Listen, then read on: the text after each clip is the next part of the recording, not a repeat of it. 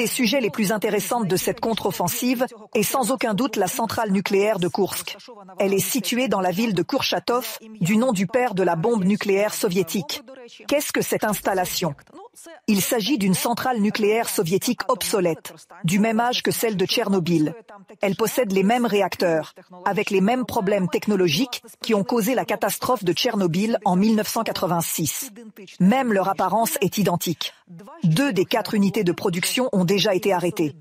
À l'automne 22, le GUR a rapporté que la centrale nucléaire de Koursk était utilisée pour stocker et entretenir des missiles, en particulier des complexes C-300.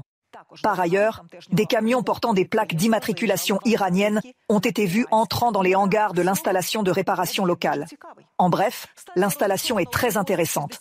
La station est située à seulement 60 km de la frontière ukrainienne et, à en juger par les cartes dessinées par les mêmes commandants militaires russes, les unités ukrainiennes ne sont pas loin. Regardez Soudja, et pas loin de Kurchatov.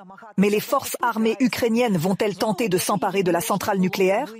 D'une part, elle pourrait être échangée contre notre centrale de Zaporijjia, mais l'AIEA est déjà très nerveuse et l'Ukraine risque d'être accusée de terrorisme nucléaire.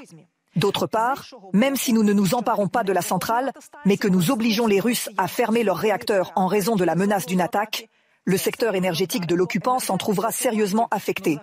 Les envahisseurs devraient savoir ce que c'est que d'être privés d'électricité. Le sujet est sensible et il est d'autant plus intéressant d'observer ce que les auteurs de cette étonnante contre-offensive ont prévu, et pas seulement dans la région de Koursk.